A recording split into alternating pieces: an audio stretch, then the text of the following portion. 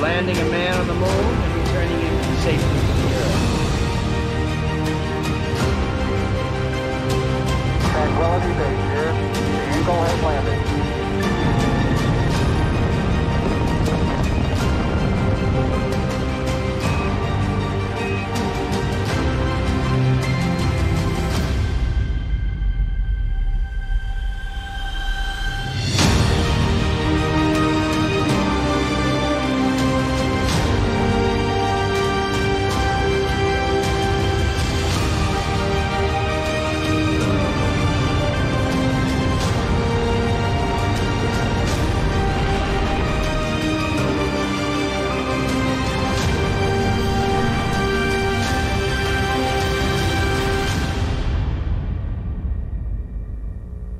Good afternoon and welcome to NASA's Johnson Space Center. I'm Chelsea Bayarte here live in Mission Control Houston.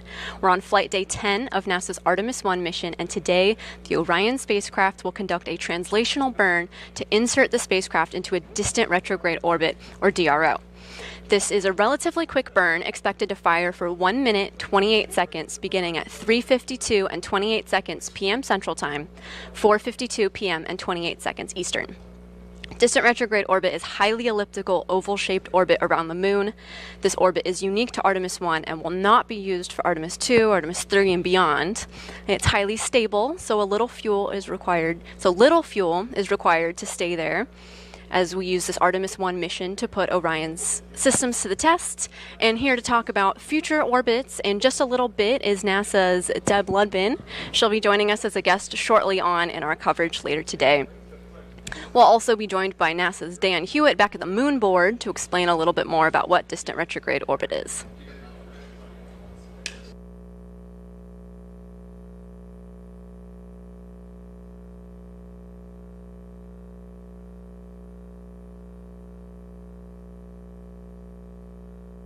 We're here live in Mission Control's White Flight Control Room with NASA Flight Director Rick LeBrode at the helm, overseeing a team of flight controllers who are getting ready for the distant retrograde orbit insertion burn.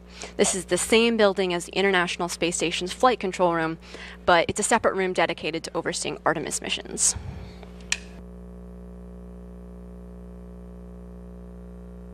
This is a live view that you're getting on your screen now.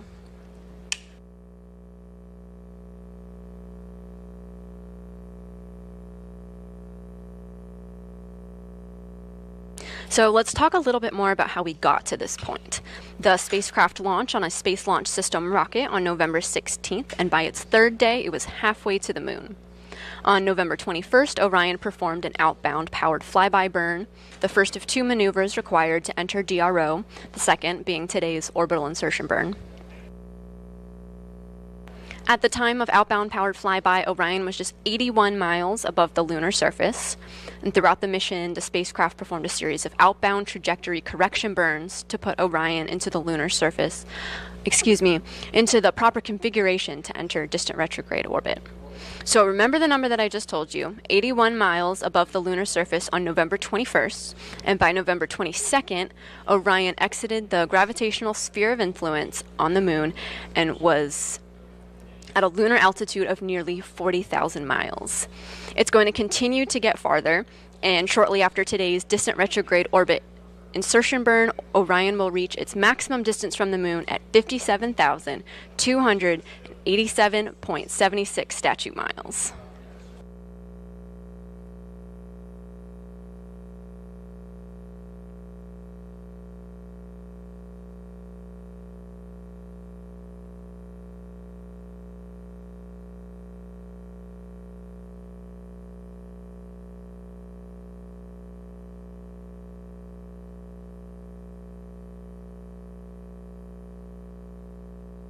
Tomorrow, November 26th, Orion will pass the distance record for the human-rated spacecraft originally set by Apollo 13.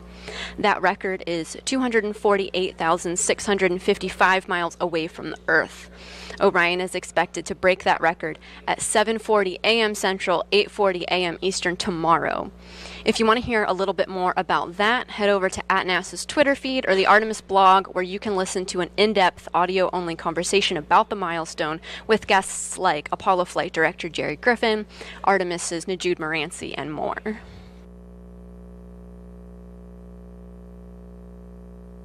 So we're talking about the Apollo 13 record. We know that Apollo 13 traveled, here's that number again, 248,655 miles away from the Earth, and Orion will break that record on November 26th, but Orion isn't going to stop there. It's going to continue on to its maximum distance from the Earth, reaching approximately 272,514.9 miles away from the Earth on November 28th.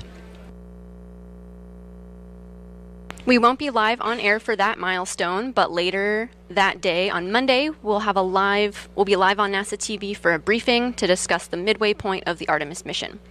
And finally, on November 30th, we'll be at the tail end of distant retrograde orbit. We're inserting into that orbit today, and Orion will leave DRO on Wednesday, November 30th to prepare for a splashdown back on Earth.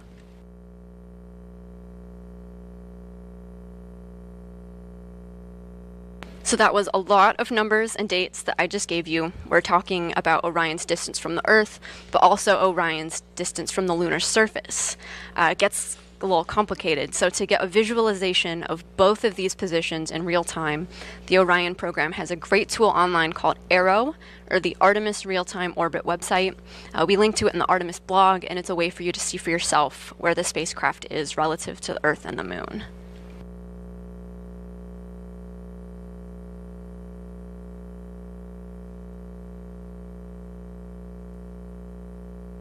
On your screen now is a look at ARROW. This is what it would look like on your browser.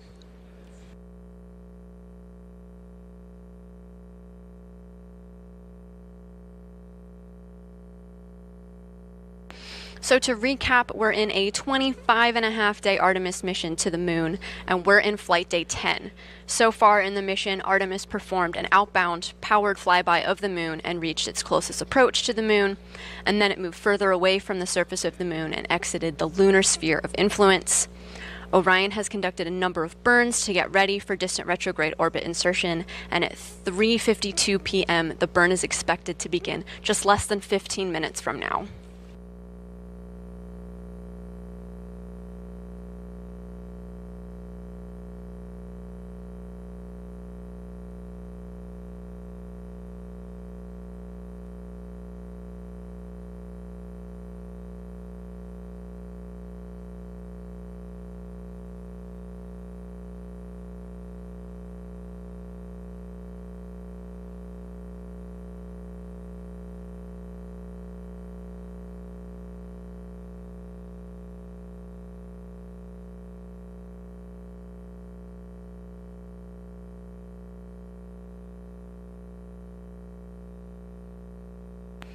So today, the milestone for the Orion spacecraft that we're talking about today is the burn to get into a distant retrograde orbit, the distant retrograde orbit insertion burn. So to talk a little bit more about this orbit, let's go to Dan Hewitt at the Moon Board, who can explain a little bit more about what it's all about.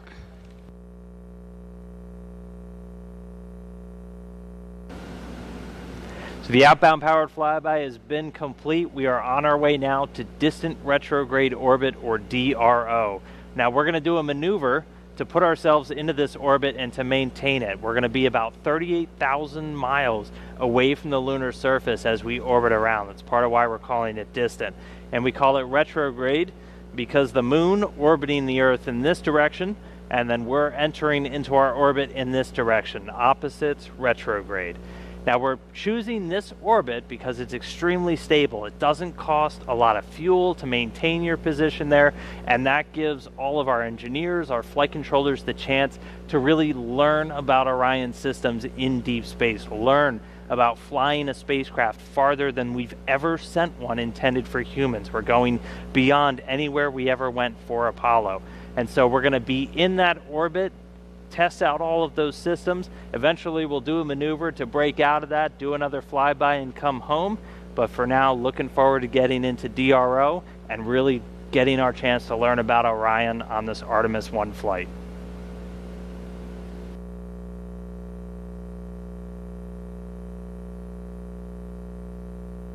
So that was a little primer on what this orbit is and why we want to use this mission to meet our test objectives of the Orion spacecraft, but DRO will not be used in future Artemis missions. I'm joined now by Deb Ludbin with NASA's Gateway program. Hey Deb, thanks for joining us. Thanks so much, Chelsea. So Deb, Gateway is not going to be in a distant retrograde orbit, is it? What will the lunar outpost be in?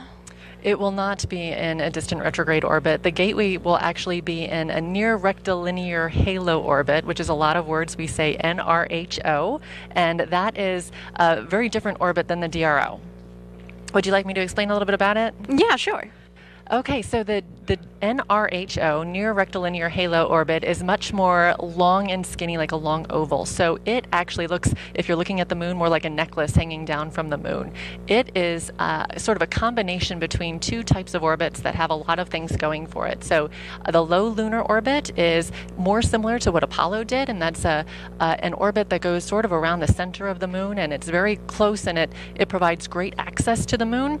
And then the DRO, the distant retrograde orbit, is a much broader, and it usually takes about 2 weeks to get around in an orbit, and it's very circular, and it has great stability, which means you don't need a lot of fuel to stay in orbit, but it also is not very close to the moon. So what we have for the Gateway is we have a near rectilinear halo orbit, NRHO, and that orbit has the benefits of both. So it is both access close to the moon for some of its orbit, where we get to about 90 miles away from the lunar surface, but it also has the stability of a distant retrograde orbit, so its overall orbit takes about a week, 6.5 days or so, and that orbit offers both the stability of a distant retrograde orbit as well as the access to the lunar surface that a low lunar orbit would have. Wow, that's really cool. And you're seeing the Gateway that we're talking about now on your screen. And I also see Orion in this graphic. So we heard that Gateway is going to be in this NRHO orbit. Does that mean Orion's going to have to be too? Sure will. So Orion will do lots of things for Gateway. Orion is the crewed system that will bring crew out to the Gateway so that we can live and work and test out those systems. But at the same time, Orion is going to be bringing some other things out to lunar orbit for us too. So it's very important that the Gateway is in an orbit that both Orion and the human landing system can both access, and Orion will come right up to us. So we know that Orion's going to need to be in the same orbit as Gateway during future missions, as you just told us. But can you tell us about Orion as a whole? What's its relationship to Gateway, and what's the goal of Gateway, and how does Orion help? Absolutely. So like I said, Orion is the only way right now that we have to get crew to the Gateway. So that is our number one reason for making sure that we have the staging point of the Gateway small space station in lunar orbit. We can use that as a staging point for Orion to come out and for the human landing system to come out, and everything can meet together there. We can do system checkouts on all of the systems that we will need to go down to the lunar surface, and the Orion crew, which is the Artemis crew at that point, can learn what it's like to live and work farther away from Earth, and learn what it's like to be longer in space, and what happens to people when we're farther away from Earth, when we're significantly farther away from phoning home and calling for help. And so we're using this opportunity with the Gateway to test out all of those systems, both technical and human systems, to make sure that we can work together as an integrated system, which will absolutely be necessary for Mars. That's right. So we're talking about going to the moon, going to Mars, the Gateway overall. Why is Gateway important part of the Artemis missions? Gateway is imperative in figuring out how we do a sustainable lunar mission. The Gateway is crew tended. It is not crew habitation all year round. We have crew there for about a month at a time.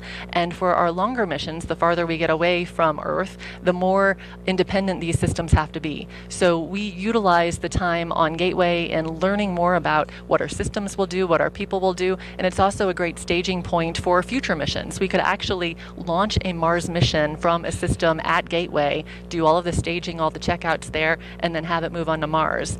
And at the same time, we do tons of science. So the good thing about Gateway being there all the time and it being a sustainable system is that we can use that to do science experiments and learn about space weather, learn about radiation, learn about what systems are going to do when they're tended and when they're not tended for significant periods of time. So the Gateway is an imperative position for us enabling sustainable lunar orbit as well as moving forward to Mars. And that's what it's all about, a sustainable presence on the moon and the science that we can achieve from it. Deb, thank you so much for joining us. Thank you, Chelsea. Thanks.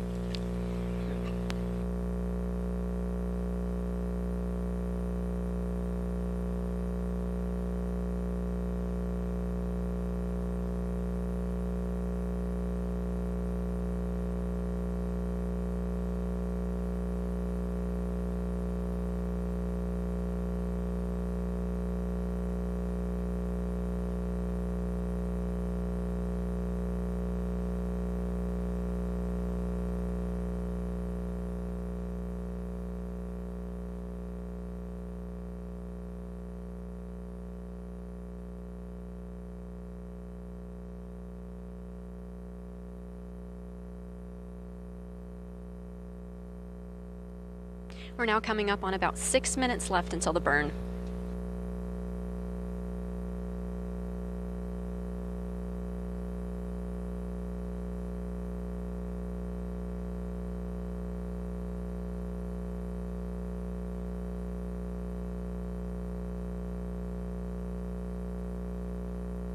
Shortly before our coverage began today, Flight Director Rick LeBrode conducted a go, no-go poll for the burn, consulting with flight controllers here in the White Flight Control Room, and they all concurred that they are go to proceed with this burn.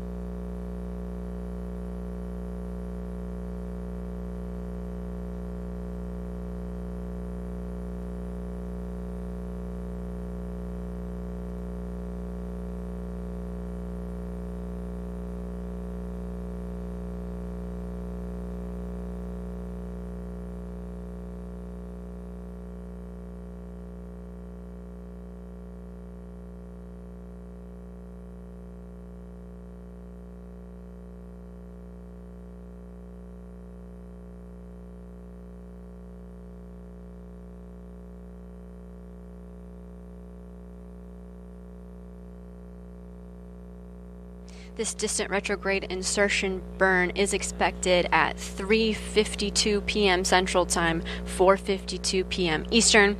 It's going to fire for 1 minute and 28 seconds.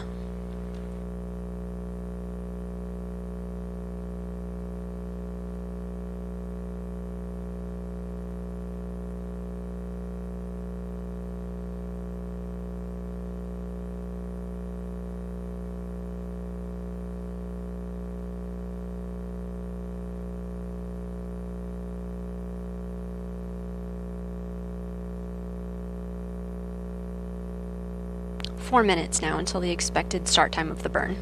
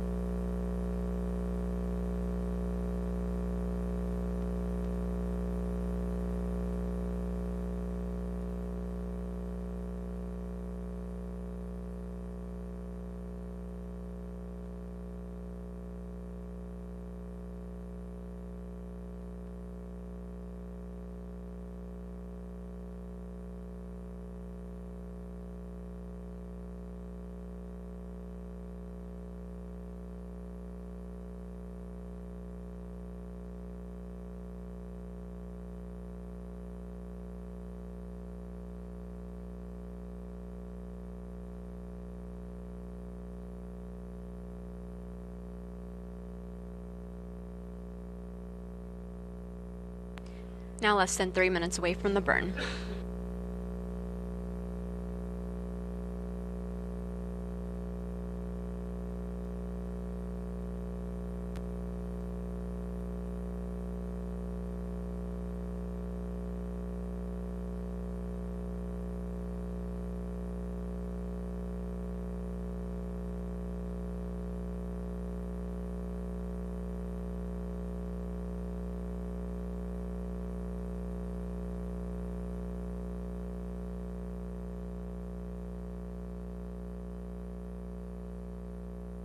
You're looking now at an animation of the Orion spacecraft.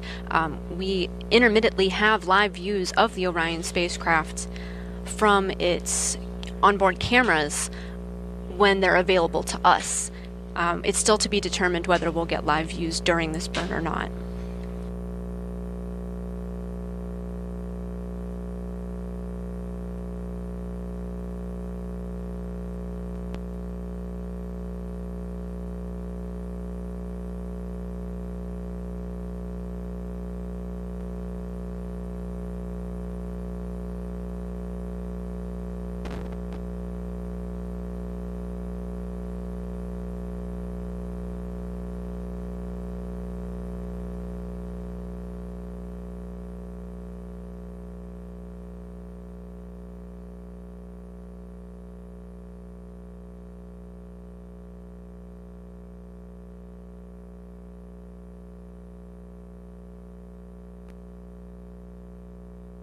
And with 1 minute left to go until the burn, it looks like we do have our live views back.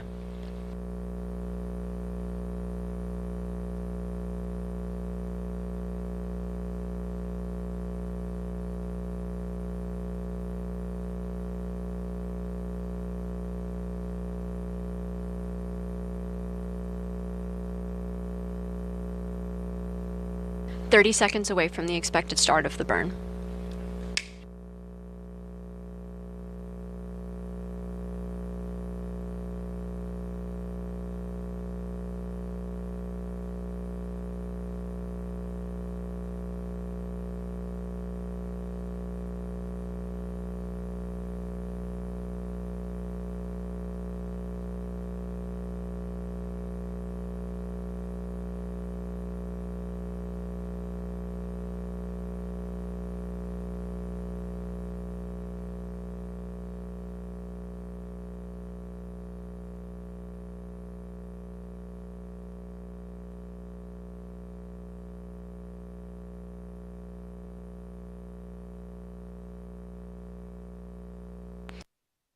The burn has begun.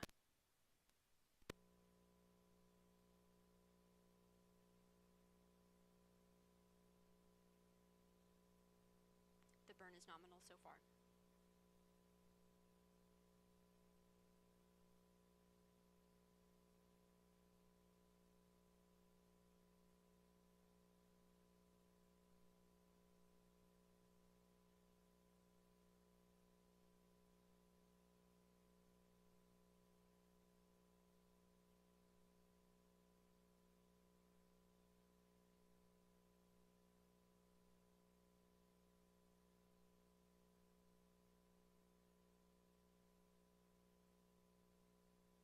Everything proceeding nominally.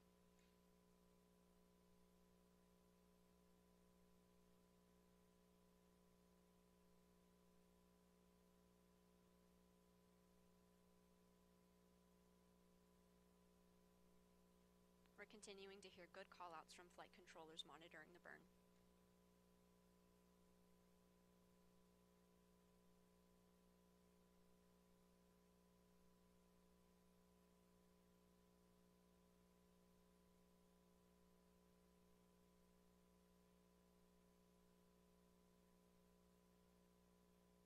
We've reached the end of the burn. The engine has stopped firing.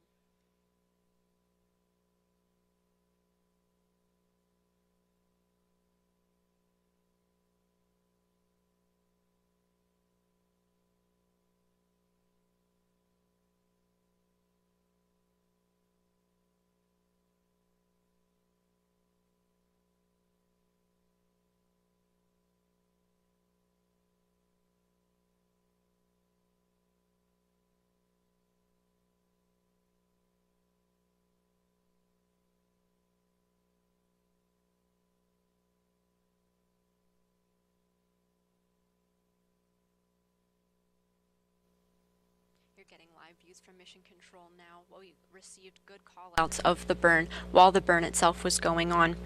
Flight controllers are just confirming that everything went well.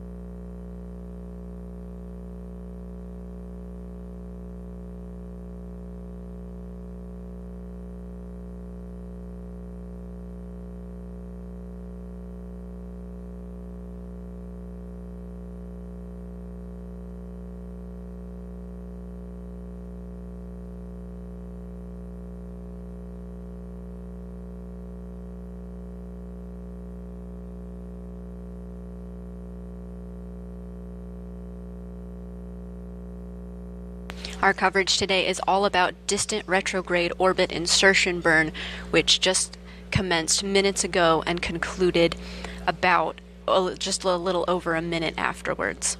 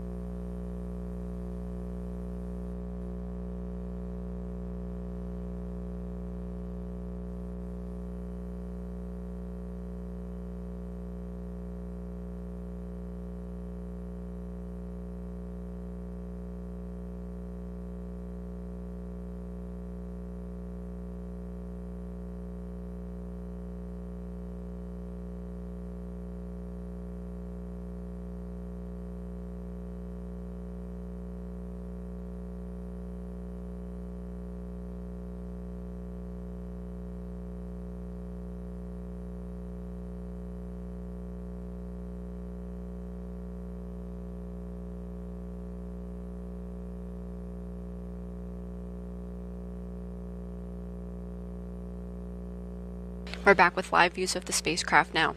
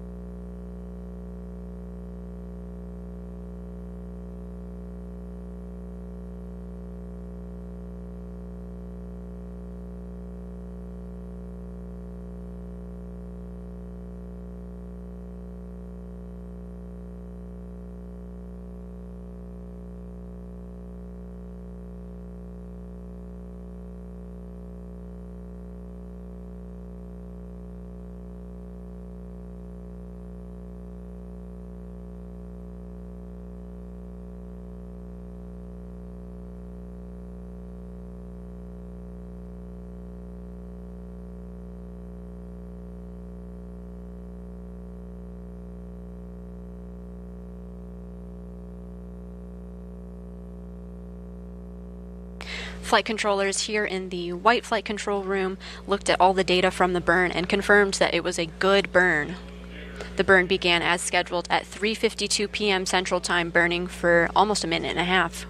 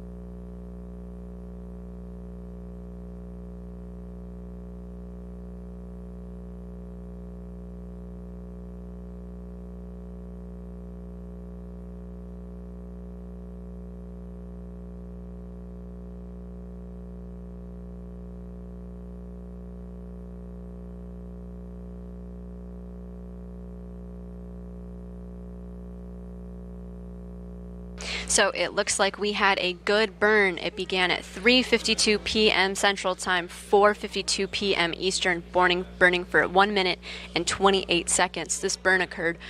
The start of the burn began about 10 minutes ago. Orion is now traveling at a velocity of 2,252 miles per hour, 57,000 miles above the surface of the moon. And you can follow all of this data in real time using the Arrow Artemis real-time online tracker yourself. We link to this in the blog. We're going to continue to have imagery and videos in high definition from this mission as well as we go on. This is a 25.5-day mission to the moon and back, and we're on flight day 10, having just completed the distant retrograde insertion burn. Many important milestones are expected. We'll be live on air to discuss the midpoint of the mission and for distant retrograde departure as well when the Orion spacecraft departs this distant retrograde orbit that it just entered today.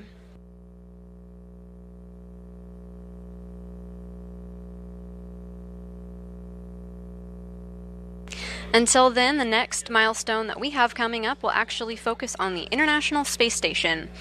Live coverage of the SpaceX Commercial Resupply Services 26 mission. It's a cargo mission with the Dragon resupply spacecraft. Begins at 2 p.m. on Saturday, November 26th, with a launch scheduled for 2:20 p.m. Eastern Time. That concludes our coverage for today. This is Mission Control Houston.